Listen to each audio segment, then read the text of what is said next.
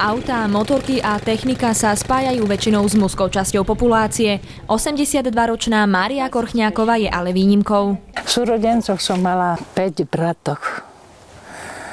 No a ja jedna, sama 6. Chcela som sa voziť na motoru, nemáme kto. Mária bola dokonca medzi prvými ženami, ktoré v dedine vlastnili vodický preukaz.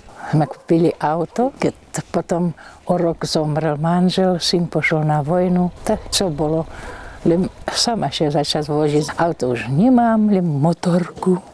Štvorkolku. Naučiť sa jazdiť na červenom štvorkolesovom tátošovi nebolo vraj vôbec zložité. To nie tak, jak na aute. No to len zapne sa normálne, jak keď vypínač, napríklad v chyži elektriku. No, teraz som zapla.